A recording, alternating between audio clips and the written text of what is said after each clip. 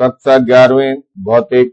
मैं आर.एस. प्रसाद सर आज आप लोगों को तरलों के यांत्रिक गुण भाग 3 कराने जा रहा हूं। चलिए देखते हैं। सबसे पहले आती है ससंजक बल की परिभाषा। ससंजक बल की परिभाषा को समझना बहुत जरूरी हो गया है, तभी ये लेसन समझ में आएगा। चलिए, एक ही पदार्थ के अणु, जब एक ही पदार्थ होते हैं सबके अणु आपस में आकर्षित करते हैं। वैसे तो एक दूसरे से दूसरे पदार्थ की वो भी अणु को आकर्षित करते हैं, लेकिन यहाँ पर केवल क्या चल रहा है, केवल एक ही पदार्थ के अणुओं के मध्य कार्य करने वाले आकर्षण बल को ससंजक बल कहते हैं। याद रखना, एक ही अणुओं के बीच लगने वाले बल को हम ससंजक बल कहते हैं, एक ही प्रकार के। चलिए, एक ही पदार्थ के वैसे हैं तो लोहे के अणु जो है या फिर जल का अणु है, उनके बीच कार्य करने वाला आकर्षण बल ससंजक बल होता है। ये लिखा हुआ है, लोहे के अणुओं के बीच कार्य करने वाला आकर्षण बल अथवा जल के अणुओं के बीच कार्य करने वाला आकर्षण बल ससंजक बल होता है। अब ससंजक बल का कुछ वो देखिए। ससंजक बल के कारण ही द्रव की छोटी छोटी बूंदें मिलकर बड़ी बूंद बना देती है। अगर ये बल नहीं होता तो ये बड़ी बूंद नहीं बन पाती। ठोसों में ससंजक बल का मान अधिक होता है, जिसके कारण उनके अणु आपस में दृढ़ता पूर्वक बंधे होते हैं। अतः ठोसों का एक निश्चित आयतन तथा आकार होता है। द्रवों में ससंजक बल का मान बहुत कम होता है, जिसके कारण उनका कोई निश्चित आकार नहीं होता है। गैसों में ससंजक बल का मान लगभग नगण्य होता है, अतः उनमें विसरण का गुण पाया जाता है। चलिए दूसरे बल की तरफ बात करते हैं हम। अब है आसंजक बल। ये दो पदार्थ होते हैं, उनके बीच लगने वाले। तो विभिन्न पदार्थों के अणुओं के मध्य कार्य करने वाले आकर्षण बल को हम आसंजक बल कहते हैं। ध्यान रखना, दो अलग अलग पदार्थ के अणु उनके बीच जो बल लगता है उनको हम आसंजक बल कहते हैं। जैसे कांच की नली में भरे जल के अणुओं और कांच के अणुओं के बीच कार्य करने वाला आकर्षण बल आसंजक बल होता है। और यही कारण होता है कि आसंजक बल का मान अधिक हो जाता है ससंजक से, तो वो कांच की दीवार को भिगो देता है। तो जब दो पदार्थ एक दूसरे के संपर्क में आते हैं तो दोनों परिस्थितियां उत्पन्न होती हैं, या तो आसंजक बल ससंजक बल से अधिक होता है या कम होता है। बस यही दोनों स्थितियां होती है, इसी के अनुसार ये हम बात करते हैं। तो पहले स्थिति एक लेते हैं, यदि आसंजक बल का मान ससंजक बल से अधिक। उदाहरण के लिए दिया हुआ है, पानी कांच पर चिपकता है। क्यों चिपकता है? अर्थात भिगो देता है, ये भिगा देता नहीं है ये। चलिए, क्योंकि पानी और कांच के अणुओं के मध्य लगने वाला आसंजक बल का मान पानी के अणुओं के मध्य लगने वाले ससंजक बल से अधिक होता है, इसलिए जल कांच के पृष्ठ को भिगो देता है। नंबर 2 है, यदि पानी के पृष्ठ पर तेल की बूंदें डाल दी जाएं तो तेल पतली फिल्म की तरह पानी के पृष्ठ पर फैल जाती है, क्योंकि पानी और तेल के अणुओं के बीच लगने वाला आसंजक बल तेल के अणुओं के मध्य लगने वाले ससंजक बल से अधिक होता है, इसलिए वो पूरी एक समान रूप से पानी की सतह पर फैल जाती है। नंबर 3 देखिए, स्याही से कागज पर लिखने से अक्षर उभर आते हैं। स्याही और कागज के अणुओं के बीच कार्य करने वाला आसंजक बल स्याही के अणुओं के बीच कार्य करने वाले ससंजक बल से अधिक होता है, अतः स्याही कागज पर चिपक जाती है। नंबर 4, चॉक से ब्लैक बोर्ड पर लिखने से अक्षर उभर आते हैं। चॉक और ब्लैक बोर्ड के अणुओं के बीच लगने वाला आसंजक बल चाक के अणुओं के बीच लगने वाले ससंजक बल से अधिक होता है, अतः चॉक ब्लैक बोर्ड के पृष्ठ पर चिपक जाता है। नंबर 5, पीतल के बर्तन पर निकिल की पॉलिश की जाती है। कारण इसका भी वही है, पीतल और निकिल के अणुओं के बीच लगने वाला आसंजक बल निकिल के अणुओं के बीच लगने वाले ससंजक बल से अधिक होता है, इसलिए वो उससे चिपक जाता है। अब चलते हैं द्वितीय स्थिति में। यदि आसंजक बल ससंजक बल से कम होता है तब ये चिपकेगा ही नहीं। उदाहरण जैसे दिया है, कांच की सतह पर पारा नहीं चिपकता है। इसका कारण यही है ऊपर वाला ही, क्योंकि पारा और कांच के अणुओं के मध्य लगने वाला आसंजक बल पारे के अणुओं के बीच लगने वाले संसंजक बल से कम होता है, इसलिए वो उससे चिपकता है। तेल के स्वतंत्र पृष्ठ पर पानी की बूंद डालने पर पानी की बूंद सिमट कर गोल हो जाती है। क्यों हो जाती है? क्योंकि पानी व तेल के अणुओं के बीच लगने वाला असंजक बल पानी के अणुओं के मध्य लगने वाले संसंजक बल से कम होता है, इसलिए वो गोल हो जाता है।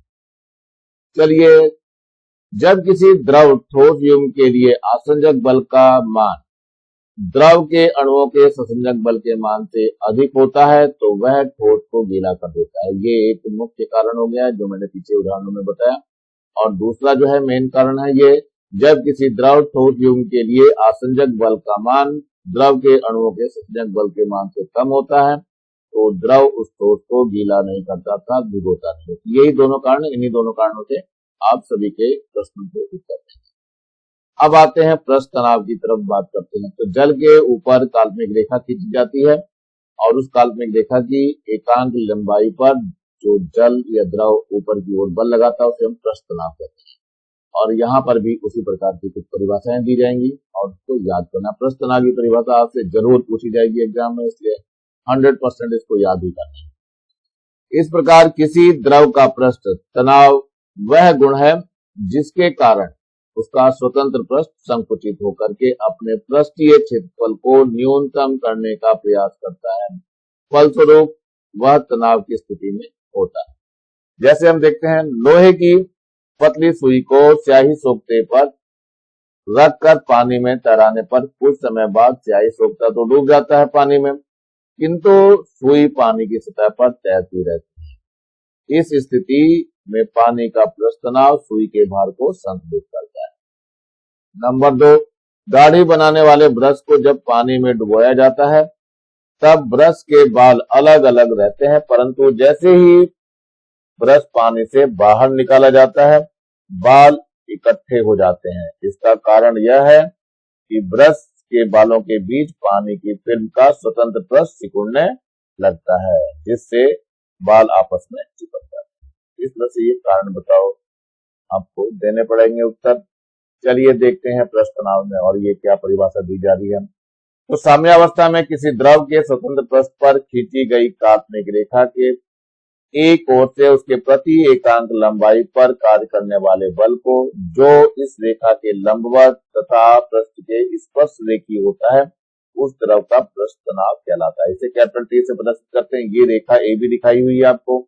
ए बी रेखा पर ऊपर और नीचे की ओर बल लग रहा है जिसे हम पृष्ठ तनाव कहने का प्रयास कर रहे हैं। तो लंबाई ये एल ले ली गई है, यहां से लेकर के यहां तक की लंबाई ये स्मॉल एल है। ये तो यदि बल एफ लग रहा है तो एफ बटे एल को हम तनाव कहते हैं। ये एफ बटे एल का सूत्र दिया हुआ है आपको, P बराबर एफ बटे एल। यदि एल का मान 1 कर दिया जाए तो P का मान एफ हो जाता है, तो इससे परिभाषा निकल जाती है और इसके मात्रक भी निकाल सकते हैं हम।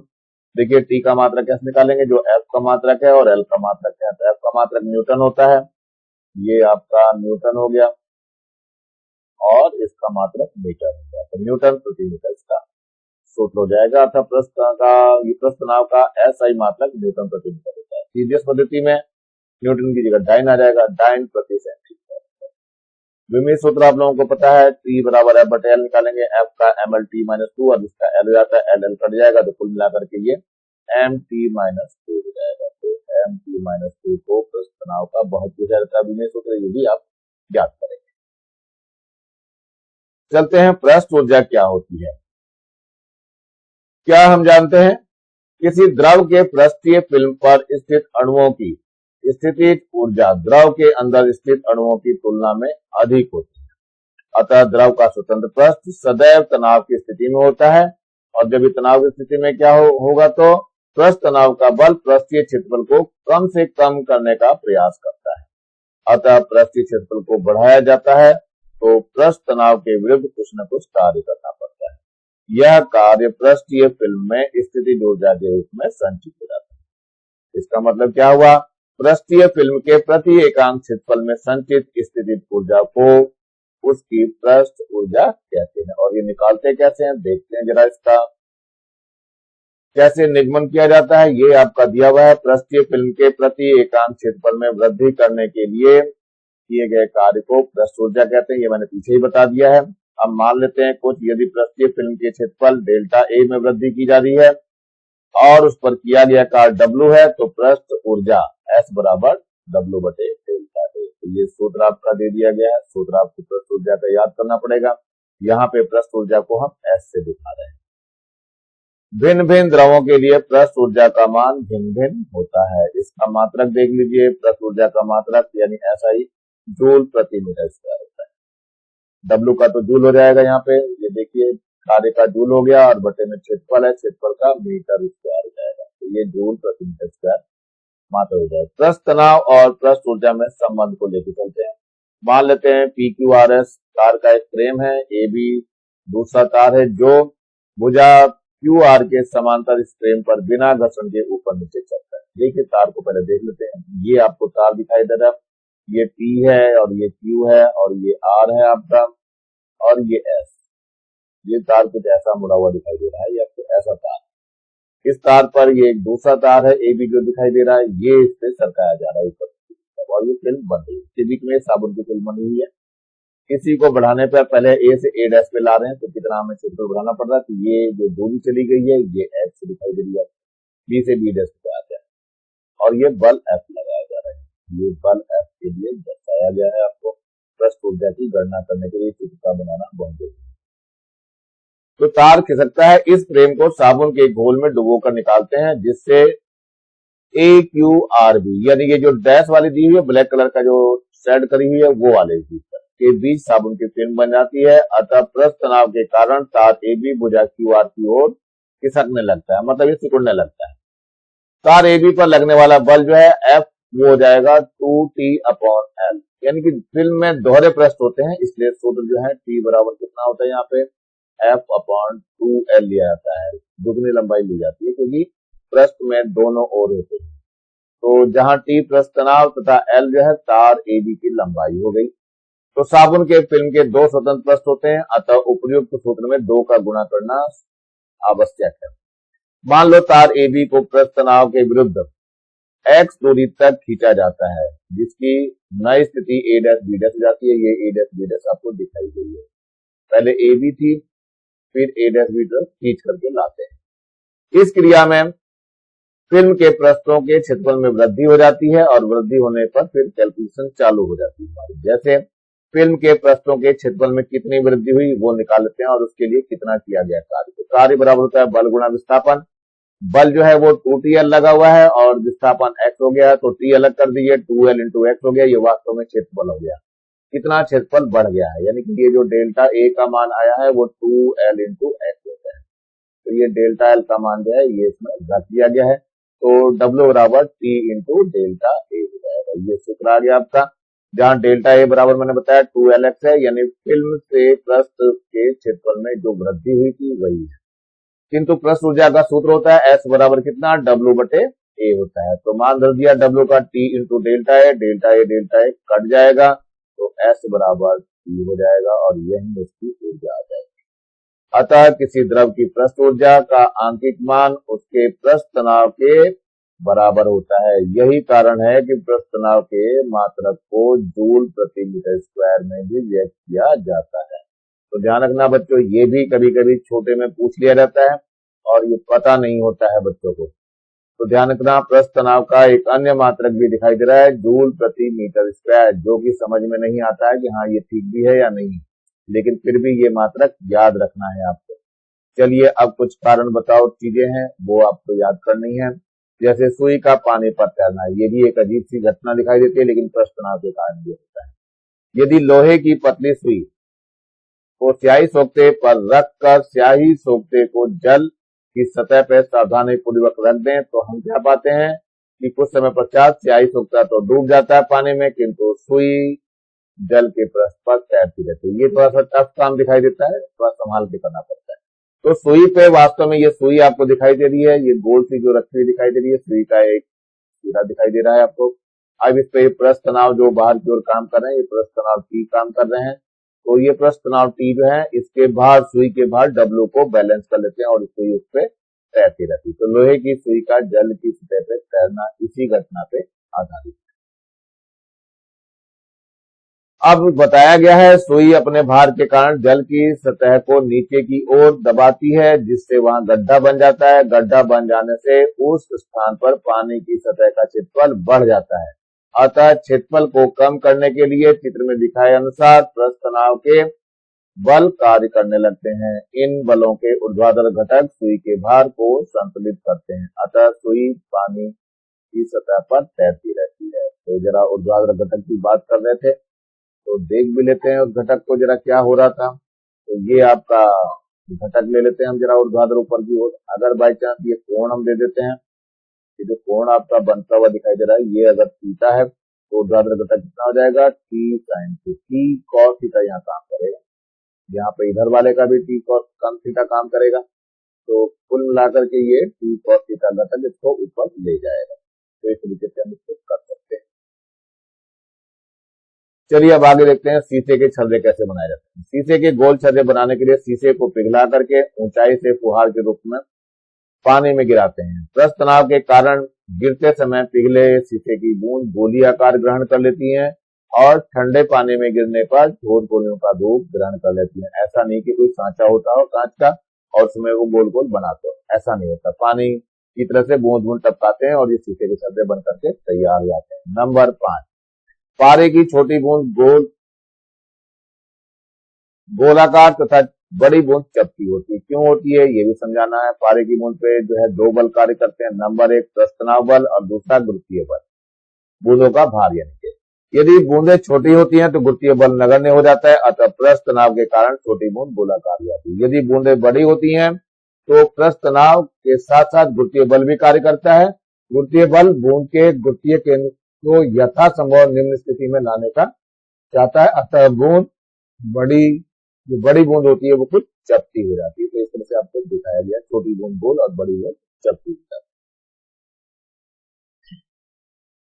नंबर 6 है फुहार से ठंडक कैसे उत्पन्न होती है। जो आपने शेविंग क्रीम वगैरह के नाई की दुकान पर दिक्कत देखा होगा आप लोगों ने, जैसे फुहार करते हैं तो खूब ठंडा ठंडा लगता है। तो वही इसमें बताया गया।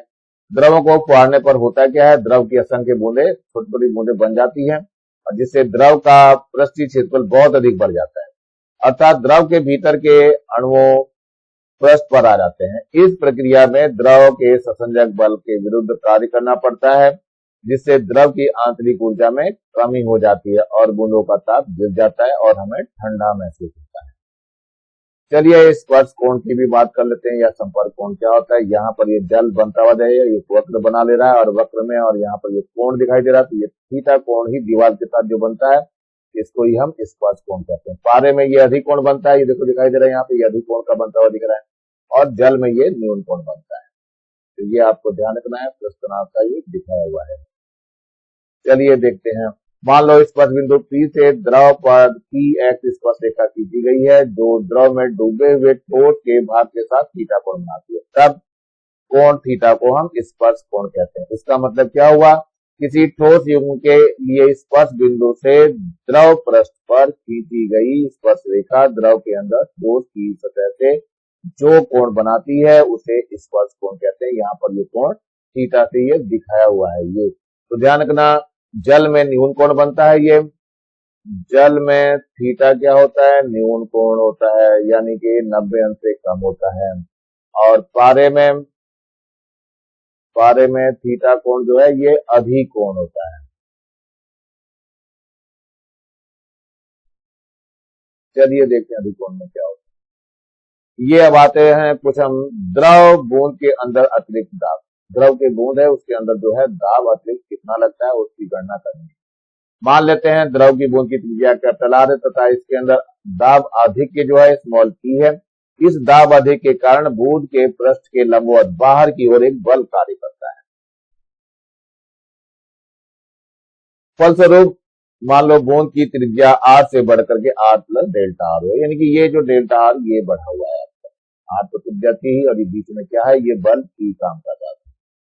चलिए दाब के अधिक के द्वारा किया गया कार्य बल गुणा विस्थापन होता है। ये बल गुणा विस्थापन ले लिया है, तो बल बराबर आपको पता ही है, ये आपका P बराबर होता है F बटे A। तो F का मान जब निकालेंगे तो P इंटू A हो जाएगा। तो वही लिखा गया, दाब आधे के गुना क्षेत्रफल, और दूरी पहले से ही थी दोनों मान रख दिया, पी का मान रख दिया, और ये जो क्षेत्रफल होता है वो 4 पाई आर स्क्वायर होता है, तो ये 4 पाई आर स्क्वायर इसका क्षेत्रफल रख दिया गया है, और गुणा डेल्टा आर जो दूरी चली है। अब आर त्रिज्या वाली बूंद का क्षेत्रफल जो है वो 4 पाई आर स्क्वायर हो गया, और आर प्लस डेल्टा आर त्रिज्या वाली बूंद का क्षेत्रफल 4 pi are plus delta R का होल स्क्वायर हो गया।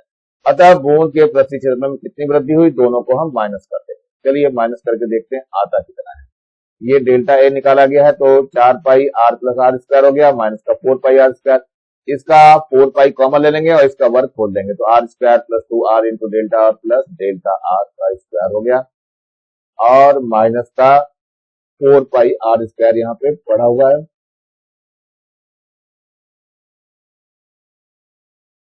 अब यहाँ पे जो है इसका वर्ग खोल दिया, वर्ग खोलने के बाद ये माइनस का 4 पाई आर स्क्वायर भी यहाँ लिखा हुआ है, जो कि दिखाई दे रहा है।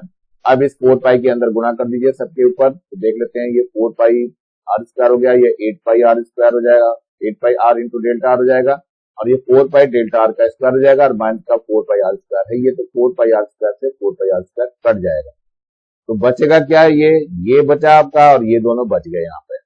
लेकिन डेल्टा आर का मान तो बहुत कम होता है, तो इसका स्क्वायर कर देंगे तो और ज्यादा कम हो जाएगा, और इसको हम छोड़ सकते हैं, मतलब इस वाले पद को हम छोड़ सकते हैं, बहुत कम होता है तो इसको छोड़ा जा सकता है, तो केवल यही बचा रह जाएगा। तो डेल्टा ए का मान कितना हो जाएगा, 8 पाई आर और डेल्टा आर हो गया। तो डब्ल्यू बराबर टी इंटू डेल्टा ए होता है, मान रख दिया हमने, दोनों बराबर कर दिए, समीकरण में मान रख दिया गया, तो चलिए टी डेल्टा ए ये रख दीजिए, तो टी डेल्टा ए, टी का मान तो ये है, डेल्टा ए का मान ये निकाला गया अभी, और ये T into 4 pi R square होता है ये वर्ग पूरे का, तो काट देंगे, इसको नीचे भेज देंगे, तो नीचे भेजने पर टी का मान जो कितना आएगा, ये 8 पाई आर इंटू डेल्टा आर था ये, और बटे में कितना आ गया है, ये 4 पाई और आर स्क्वायर आ गया है। तो देखिए ये कट जाएगा आपका, आर से आर कट जाएगा, और पाई से पाई भी कट जाएगा, और 4 से ये 4 कटेगा तो 2 आ जाएगा।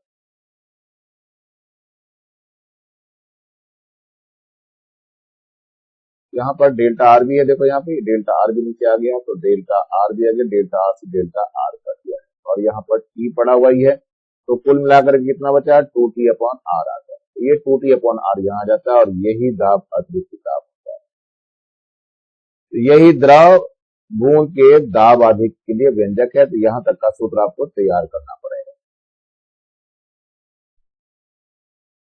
अब आते हैं बुलबुले के अंदर अधिक के दाब क्या होता है, वो तो बूंद के अंदर था, अब बुलबुला हो गया। बुलबुले में ध्यान रखना है, 2 पृष्ठ होती है, हमेशा अच्छी तरह से ध्यान रखना, 2 पृष्ठ होती है, तो क्षेत्रफल में जो वृद्धि होगी वो दुगनी हुआ करेगी, तो ध्यान रखना ये 2 स्वतंत्र पृष्ठ होने के कारण ऐसा दुगना होता है। तो चलिए देखते हैं, माना बुलबुले की त्रिज्या कैतालाब तथा इसके अंदर अधिक के दाब स्मॉल पी दिया हुआ है, ये स्मॉल पी यहाँ पे दिखाया हुआ है, ये त्रिज्या है, और बढ़ करके डेल्टा आर हो गई थी।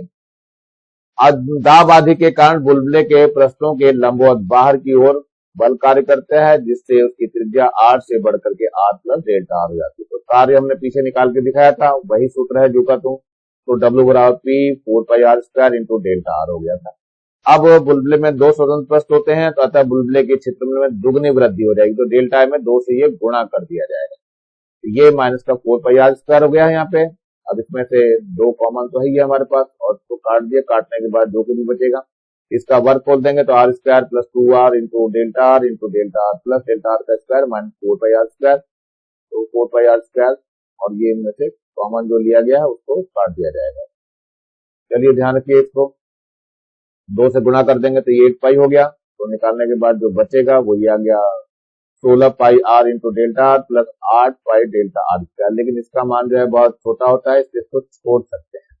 तो कुल मिलाकर के डेल्टा ए का जो मान आ गया वो 16 pi R into delta are आ गया।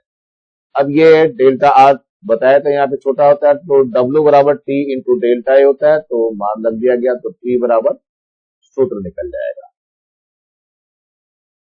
ये मान हमने बराबर कर दिया, यहाँ पर देखो अब दिखाई दे रहा है, एक डब्ल्यू ये है और एक ये है, दोनों मान रखते थे, यानी कि डब्ल्यू का मान एक तो है आपका टी है इंटू कितना है 4 पाई आर स्क्वायर है और डेल्टा आर है, और एक टी का मान जो निकल के आया, डब्ल्यू का एक और मान आया, डब्ल्यू टी बराबर कितना हो गया, डब्ल्यू बराबर टी इंटू डेल्टा ए से जो मान निकल के आया, ये दोनों मान हमने बराबर रख दिए, और बराबर रखने पे डेल्टा ए का मान ये निकल के आया था, तो ये भी मान रख दीजिए, ये आ जाएगा P into 4πr² delta R बराबर कितना हो गया यहाँ पे, ये जो माना गया है T इंटू डेल्टा है, डेल्टा का मान आया था 16πr इंटू डेल्टा आर, ये मान आ गया। इसको जब हम हल करेंगे तो ये P का मान मिलता है, तो इसमें सारी चीजें कट जाएंगी, केवल 4T/r हो जाएगा। तो ये ध्यान रखना, इस तरह से ये मान आ जाएगा 4T/r। तो देख लेते हैं कैसे, यहाँ पर से भी आ जाएगा आपका डेल्टा आर कट जाएगा, एक r² से ये पूरा r कट जाएगा, पाई से पाई कट जाएगा और 4 चौक 16 हो जाएगा, तो 4T हो गया और ये r b से आ जाएगा 4T/r। इस तरीके से सूत्र का निगमन हो जाता है आसानी से। ध्यान रखना, बुलबुले में दो पृष्ठ होते हैं इसलिए दुगना दिखाई दे रहा, नहीं तो 2T/r ही होता है। तो हमेशा ध्यान रखना, बूंद के लिए और गोले के लिए क्या होता है, यानी कि बूंद के लिए और बुलबुले के लिए। बूंद में क्या होता था, बूंद में जो P आता था वो 2T/r होता था, और बुलबुले में P बराबर 4T/r होता है, कारण इसका दोहरा पृष्ठ का होना है। चलिए थोड़ा सा आगे चलते हैं, केशिकत्व क्या होता है। किसी बारीक नली को, यानी केस के समान जो नली होती है उसको द्रव में डुबो दो, तो द्रव उसके ऊपर या तो द्रव नली में चढ़ जाएगा या उतर जाएगा, इसी गुण को हम कहते हैं केशिकत्व। तो देखते हैं क्या है, दोनों ओर से खुली बारीक छिद्र वाली नली को केस नली कहते हैं। केस नली की त्रिज्या अत्यंत अल्प एवं सर्वत्र एक समान होती है। जब कांच की केस नली को पानी में ऊर्ध्वाधर खड़ा किया जाता है तो नली में पानी बाहर की तुलना में कुछ ऊंचाई तक चढ़ जाता है। इसके विपरीत पारे में खड़ा करने पर नली में पारे का तल बाहर की तुलना में कुछ नीचे दब जाता है। देखो यहाँ पे नीचे दबा हुआ दिखाई दे रहा है ये वाला हिस्सा, और यहाँ पर ये ऊपर उठा हुआ दिखाई दे रहा है। प्रयोगों द्वारा पाया क्या गया है, नली की त्रिज्या जितनी कम होती है, केस नली में द्रव उतनी ही ऊंचाई तक ऊपर चढ़ता है अथवा उतनी ही गहराई तक नीचे दबता है। इस परिघटना को हम केशिकत्व कहते हैं। इस प्रकार केस नली में द्रव के ऊपर चढ़ने या नीचे दबने की घटना को केशिकत्व कहते हैं। तो ये परिभाषा है, याद रखनी है आपको। अब आता है केशिकत्व के कुछ उदाहरण, देखते हैं क्या क्या उदाहरण है हमारे पास। तो सबसे पहले लेते हैं, पानी से भरी बाल्टी में तौलिए का एक हिस्सा अगर डुबा दें तो क्या होता है, धीरे धीरे कुछ समय पश्चात पूरा तौलिया ही भीग जाता है। क्यों भीग जाता है, उसका कारण भी यही केस नलियां हैं।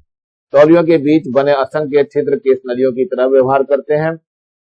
ये केस नलियां पानी को सोख लेती हैं और तौलिया धीरे धीरे पूरा गीला हो जाता है।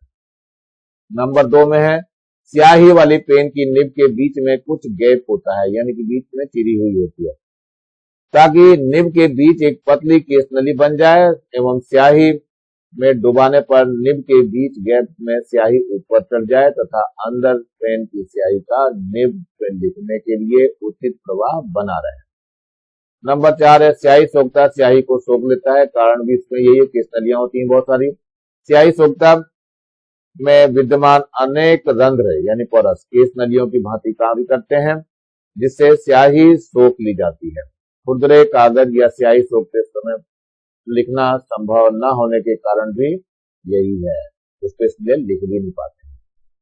तो और कारण देख लेते हैं। चौथा कारण है क्या है, ये पेड़ पौधों में जड़ तना शाखाओं में विद्यमान कई केस नलियों द्वारा पृथ्वी से खींच करके पक्षियों तक पहुंचाया जाता है। यानी कि पानी की जो सप्लाई होती है पेड़ पौधों में वो इन्हीं केस नलियों के द्वारा होती है। लालटेन को देख लीजिए क्या है, कैसी बत्ती जलाई जाती है।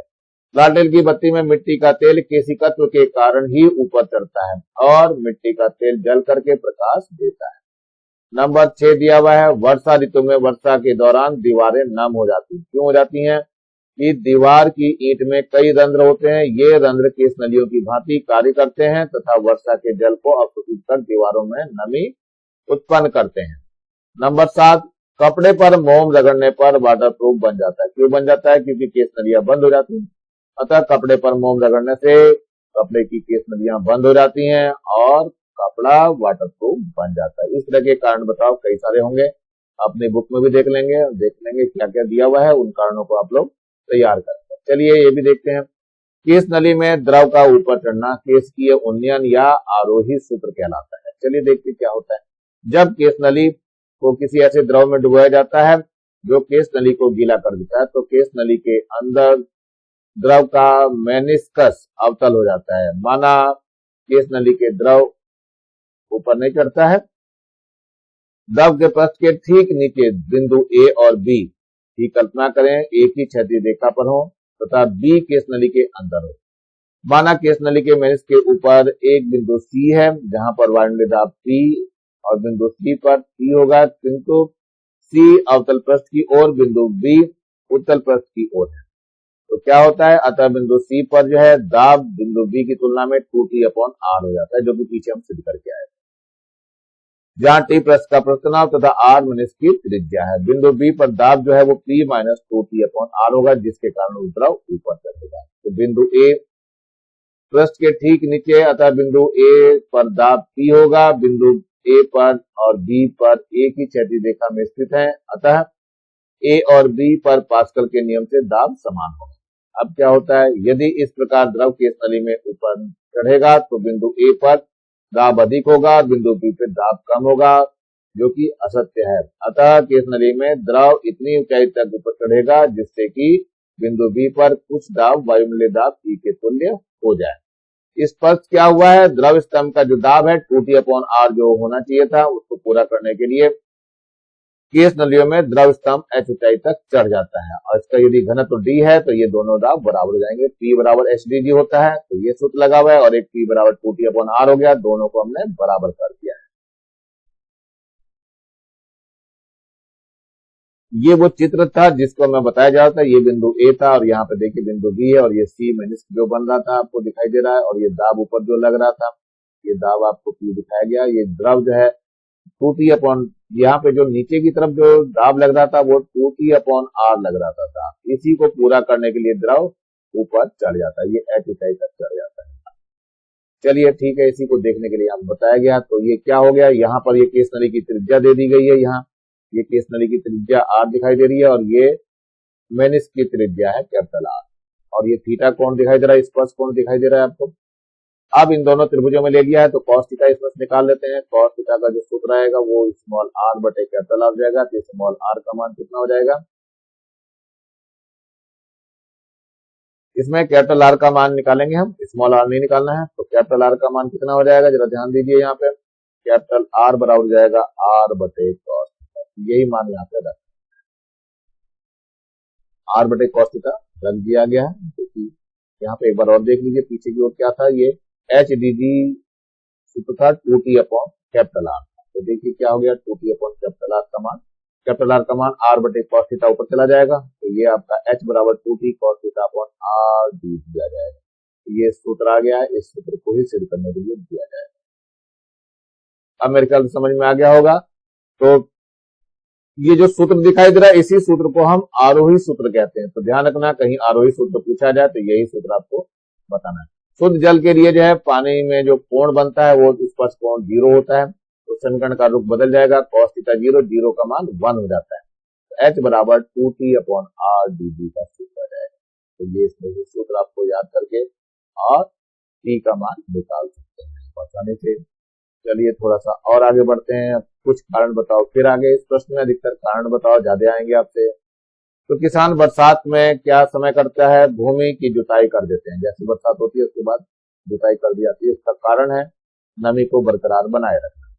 सूखी मिट्टी में अत्यंत यानी अल्पसंख्य छिद्र होते हैं जो केस नलियों की भांति कार्य करते हैं। बरसात के बाद जुताई करने से मिट्टी में बनी ये असंख्य केस नलियां टूट जाती हैं, और केस नलियों के टूट जाने से जमीन के भीतर का पानी सतह पर नहीं आ पाता है और पौधों को नीचे का जल प्राप्त होता रहता है। नंबर 6 प्रश्न दिया हुआ है, समुद्र की लहरों को शांत करने के लिए उस पर तेल का छिड़काव किया जाता है। क्या होता है तेल के छिड़काव करने से? उत्तर है आपका, जब हम समुद्र की लहरों पर तेल छिड़कते हैं तो तेज हवा तेल को जल के पृष्ठ पर हवा की दिशा में दूर तक फैला देती है। बिना तेल वाले जल का पृष्ठ तनाव तेल वाले जल के तनाव से अधिक होता है, अतः बिना तेल वाला जल का तेल वाले जल को वायु की उल्टी दिशा में खींचता है, जिसके कारण समुद्र में उठी लहरें क्या होती हैं, शांत हो जाती हैं। तो ये कारण बताओ, नोटिस है करेंगे। ये उदाहरण नंबर 5 है, ये भी बहुत ज्यादा पूछा जाता है आप लोगों से। किसी द्रव की एक बड़ी बूंद समान आकार की 8 बूंद, यहाँ 8 दिया, कहीं पे 27,000 देंगे, ये इस तरह का कुछ देंगे, बूंदों में विभक्त हो जाती है। इस हेतु आवश्यक कार्य की गणना कीजिए। बड़ी बूंद की त्रिज्या कैपिटल आर बताया गया है तथा द्रव का पृष्ठ तनाव कैपिटल टी दिया है, और प्रश्नों में इसके मान भी दिए जाएंगे आपको हल करने के लिए। तो देखते हैं हल क्या है। बड़ी बूंद की त्रिज्या कैपिटल आर होगी, छोटी बूंद की स्मॉल आर होगी, तो बड़ी बूंद का आयतन और 8 छोटी बूंदों के आयतन के बराबर हो जाएगा। तो 8 गुना आयतन का जो सूत्र होता है वो 4/3 पाई आर क्यूब होता है, और ये 8 से गुना करके 4/3 पाई आर क्यूब यहाँ पर भी लगा दिया गया है, और ये स्मॉल आर हो गया, इधर कैपिटल आर हो गया, तो ये कट जाएगा, 4 पाई 3 ये कट जाएंगे, तो 8 आर क्यूब बराबर आर क्यूब हो गया, इससे आर का मान निकल जाएगा, तो 2r बराबर आर हो गया, तो स्मॉल आर बराबर कैपिटल आर बाई 2 आ जाएगा। अब बड़ी बूंद का पृष्ठ क्षेत्रफल 4 पाई आर स्क्वायर होता है।